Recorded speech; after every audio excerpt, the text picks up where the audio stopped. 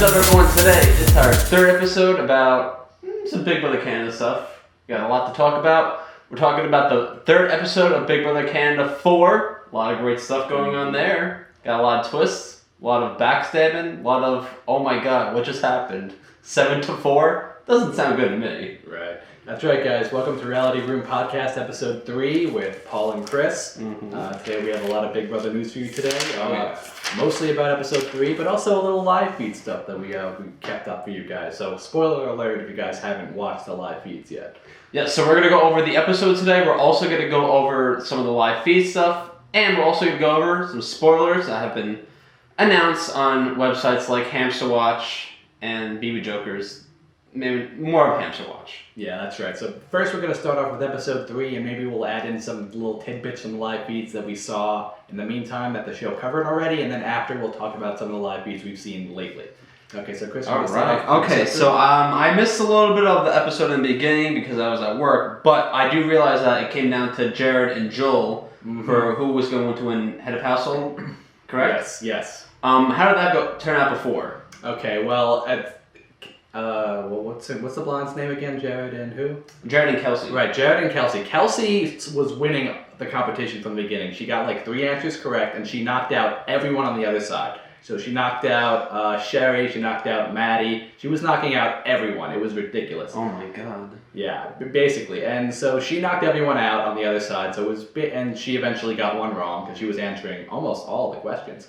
So she got them all right and pretty much eliminated any threat that she could have had if they won. So it came down at the end to Joel, and it came down to Jared, and Joel didn't want to win the HOH. He said in the diary room section, he was like, oh, I don't want to win, like, I didn't even get one answer right, and then Jared nailed it. So if Jared got that answer wrong... I remember what that question was. The question was, who's the most two annoying people? And he's like, Nick and Felipe, because they're brothers. Exactly. So if Jared got the answer wrong, then Joel would have been HOH without even wanting to be HOH, which would have been really funny.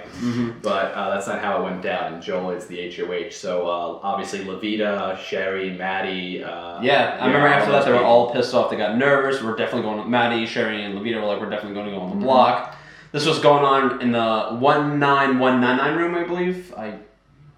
There's a lot of rooms in this house. Okay. But they were all talking about it. They were nervous. I'm going to go on the block. After that, they all get a drink together. Yay! Let's play games like Never Have I Ever. And, Joel made it really awkward at one point. And they said, Never have I ever... What was it? Do you remember? Never have I ever cuddled with like a bear or something like that. I don't know. It was something ridiculous. Ate a rat. I don't remember what it was, but it was something ridiculous. I think it was cuddle with a plushie all night. I think it was something like that. Yeah, and then Nikki was like, "Oh, I love Joel so much." Yeah, exactly. Nikki and Joel were having their little thing. Right. So they did that drinking thing to kind of help bring along the new members of the house, Tim and Nikki, which I think was rather successful because they both seemed like they had a good time. And Nikki Balder, he didn't see this because he came in a little late, but Nikki, when she first came into the house, she was bawling her eyes out. She was like, "Oh my god, I'm so overwhelmed! I can't believe!" And she was bawling before the HOH competition. Oh my god! And she, it wasn't strategy. I was watching her at first. I was like, "Oh, it's a strategy." Then the DR section came on, and she was like, "No, I'm actually just legitimately overwhelmed." I'm like, "Oh, all right." I mean, that's fair. All right. So after that, Levita and Sherry talked to Kelsey. And Kelsey's pissed. They're trying to do a lot of damage control right now. Listen, Levita's I was honest with you. Somebody had to go on the block. Unfortunately, can we go move past this? And, Kelsey doesn't want to move past this. And Cassandra enters the room too while this is happening. Yeah. I mean, when you look at it from Kelsey's perspective, I realize Kelsey isn't the most popular person to the viewer right now. But in her defense, Levita did tell her straight up, "You're my target this week, last week." So it kind of makes sense that she's a little upset with her. What do you think about that, Chris? I understand Kelsey being... I totally understand Kelsey being upset about Levita. If someone told you that they're your target, you'd be pissed off. Why? I'm not gonna work with you and be fake. Are you trying to get me out of the house? Of course. 3 more votes and I would have been out of the house. Exactly. Yeah.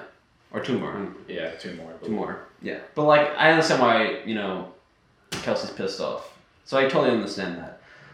And also, she said that it's nothing personal. Mm-hmm. Also, Cassandra's like in the middle of things. She's hearing all this information. Cassandra's doing a good job. I don't know about you. Yeah. She's getting a lot of intel, and She's doing alright. I'm gonna later when we talk about the live feeds. She's been doing a lot of game playing, so stay tuned for that. Yeah, so is Tim, by the way. And Tim and Cassandra are doing really good. I can't wait to talk about that. Alright, so let's talk about the HOH room. So Jared brings everyone up to his HOH room, and they didn't show this on the show, but on the live feeds, Jared just starts bawling reading his letter. Yeah. Right? Yeah. And they show Tim's face, like he sees him bawling and he's just like what's going on? And they had like a little gif of it on Twitter. It was really. I heard really like funny. they were something about what's her name? Damn it.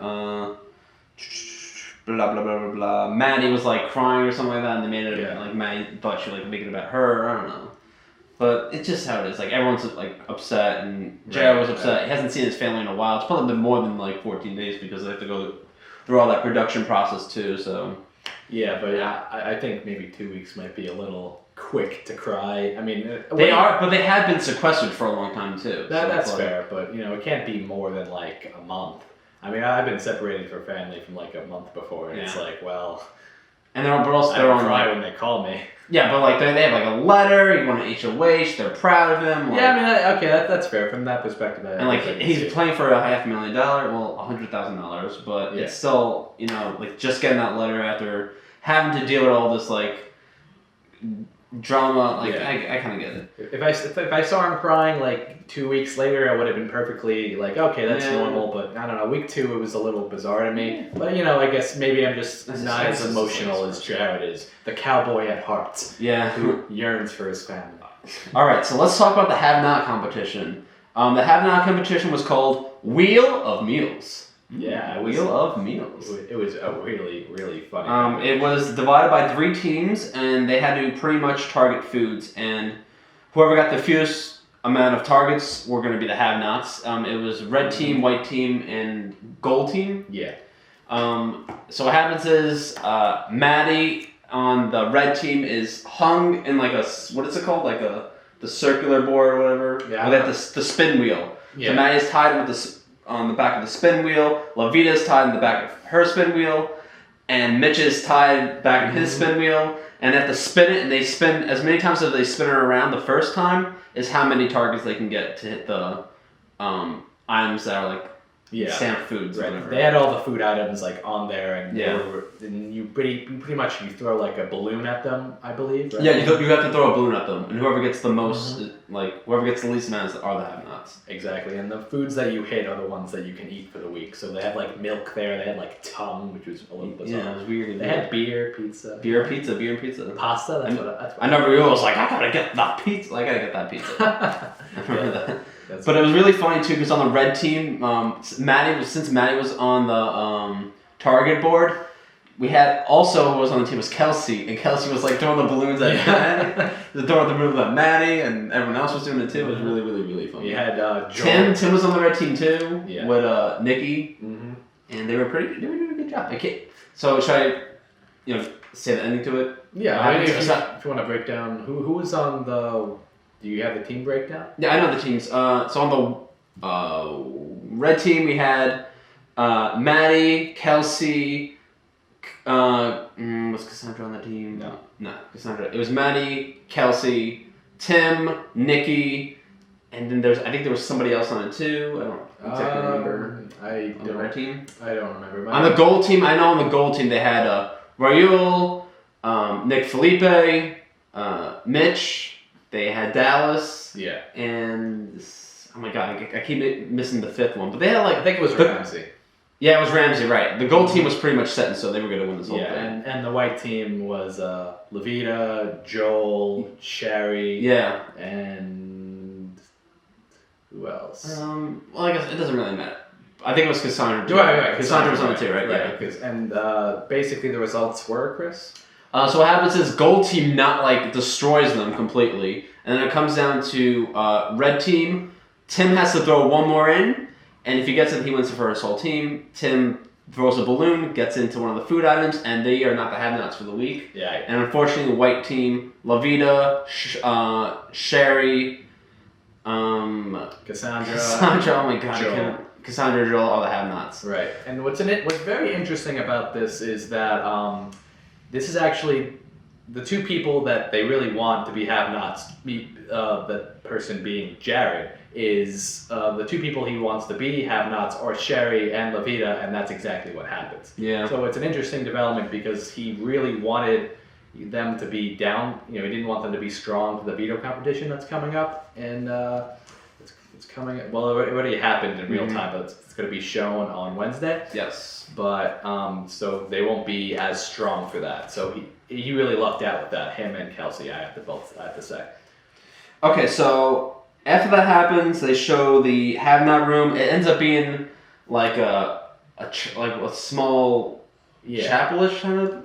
What does it look like? Right. It's like a wedding chapel. It has like these benches things. Like I don't know if you get to lay on benches too. Right. Oh my god, that's probably one of the most like uncomfortable have-not rooms I've seen. I don't know if you guys ever been to one of those classic churches that have like these benches or whatever, but it was very much like that, and the benches were small because Joel's have-not. He's like, how am I ever going to sleep because I'm so tall. These benches are so small. It was just a little funny thing that happened. And they have to be on slop too. That's the worst thing about it. Oh my god. That is definitely. And then like this weird thing happened. I don't know where this room is, but like we see later after that, we see Tim and we see Cassandra in a room of snow. Yeah.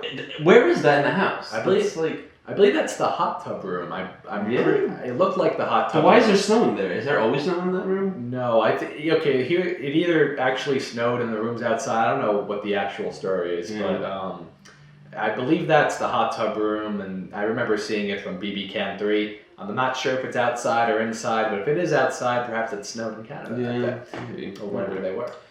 So game talk now. Lavita and Sherry start trying to make deals with Jared. Lavita offered 5 weeks of safety to Jared if he doesn't put her up on the block. He thinks about this. Sherry goes to Jared and says like, "Listen, like I like Lavita, but we're not working together. Like I would much rather work with you than somebody like her." Mm-hmm. So nomination ceremony starts happening. Jared makes his short list. He's got Ramsey, Lavita, Sherry, and Maddie. Right. And what ends up happening is he puts up Lavita on the block in the addition to Sherry. And Sherry, since he was associated by default, had to go up on the block with Lavita in case Sherry and Lavita. Exactly. And you guys have to realize that the 4 people that Jared had on his short list were also 4 people involved in trying to get Kelsey out. The only person not being on there is Dallas, who ended up being the 4th vote against Kelsey. Okay, so that's the conclusion of this episode. Really quick recap on that.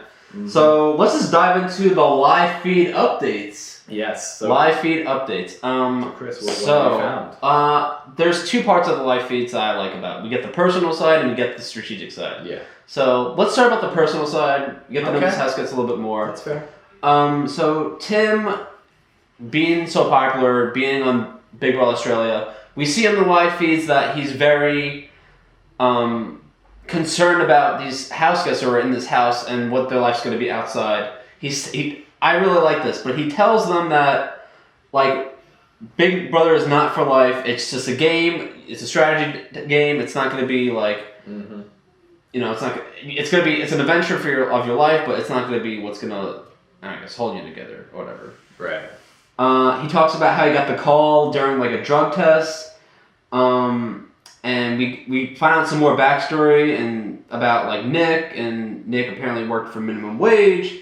Tim talks about the drug test. Like he got the phone call, like, "Oh, I'm gonna be on Big Brother. It's gonna be awesome." Jared talks about being at firefighter school in Texas, and they talk about like when's the best time to have kids. It's pretty cool. It's a lot of personal stuff that's going on between them. Right. And this is a really personal conversation between Felipe, Joel, Dallas is sitting there too, Nick, and Jared. I did not watch this part, by the way, guys. This is all Chris. Yeah. But I do have something to add. We were talking a little bit about Tim. And Yeah. something that Tim did yesterday, he seems like he's trying to get people on his side, which makes a lot of sense. So yesterday, what I was watching was Tim kind of talking to Maddie a little bit, and he was trying to make her believe that she needs him, or in actuality, it's really Tim that needs her vote for later on. So, and then after the conversation they had, Maddie was like walking around to the house, like, you know, with her squad, and be like, oh, we need Tim, I need Tim, which is a really funny development because it's actually the other way around. So that's a really good strategic.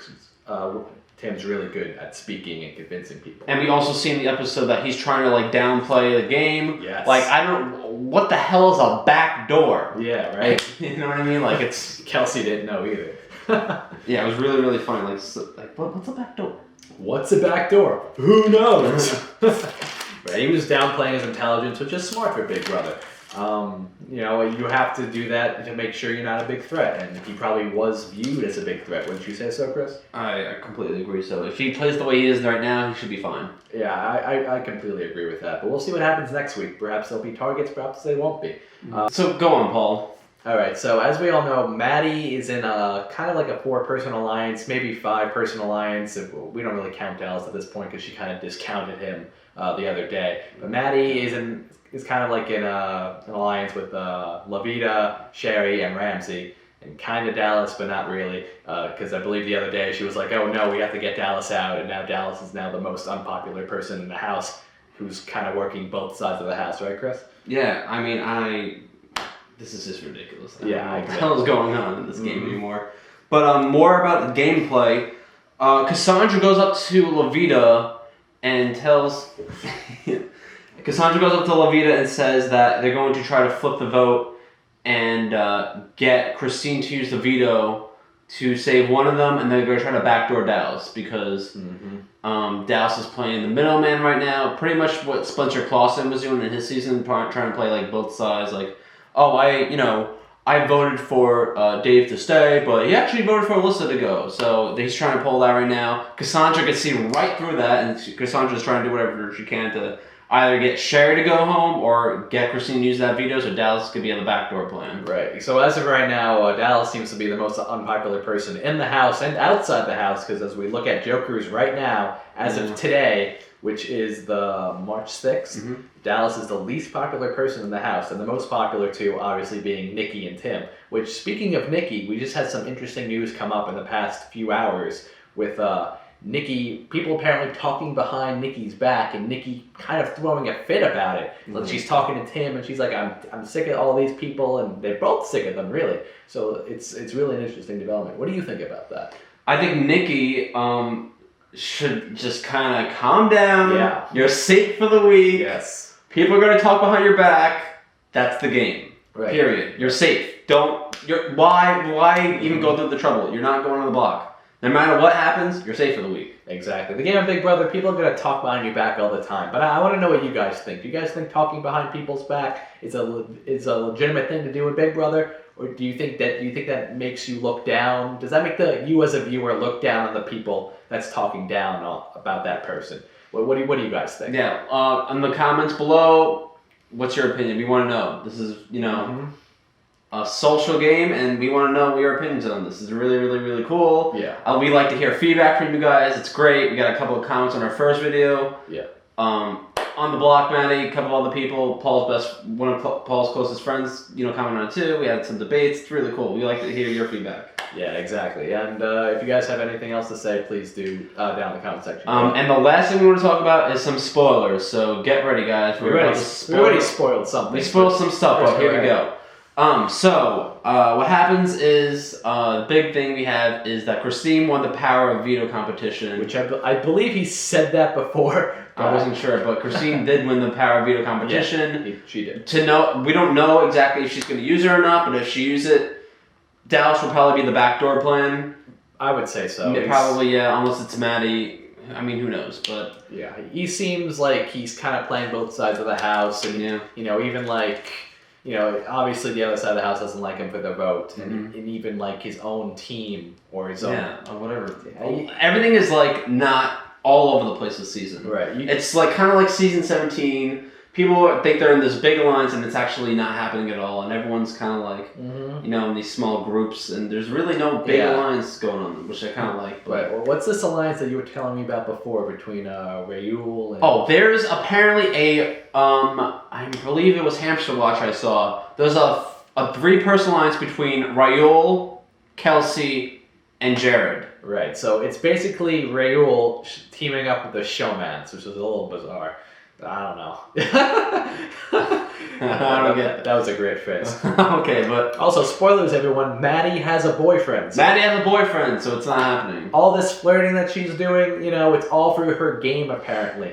And I have, you know, I mean, so I guess there's not going to be a showmance with her. Although, you know, we did have. She's like flirting with Nick too, so. Yeah, we did have some people in other seasons have had relationships and Austin and and still get into a showman. So we'll see what happens with that. Also, I want to just before we end this podcast, I want to talk about I still want to talk about this brother twist. Right. Okay. Between Nick and Felipe. Talk a little bit about it. It seems like a lot of people are debating that they should go early. A lot of people are saying that they should keep the brothers in the house. I think personally that they need to go because it seems like they're separating each other from the house, and if somebody likes Nick, they're not gonna vote. Like, you know what I mean? Like if half the house likes Nick and the other half likes Felipe, they're gonna make it really, really far because. You know, if you get rid of one, you get rid of the other two. Right, exactly. It's like a 1-for-1 deal. What's really complicated about this twist is that there could come a time later in the game where they both have a divergent opinion on who to vote out. And if that ever was the case, they'll probably settle it with rock, paper, scissors or some stupid thing like that, like they did in the first episode to see who played in the first competition. Listen, this is a game of cards. You gotta make sure that you play your cards right. If not, it's gonna be all over the place. What's really funny about that is that those aren't playing cards; those are tarot cards. So Chris is just playing around with tarot cards right now. Cards. Okay, those are actual cards. Yeah. All right, guys. So I think we should end the episode here. Okay, guys. Please like, comment, and subscribe to our YouTube channel. We also have an Instagram account, a Twitter account, a Facebook page. Keep the comments rolling. We want to hear your feedback on things. All the links are down below, by the way. Links are down below in the description. Please like and subscribe. We love your feedback. Can't wait to see you next week. Later, guys.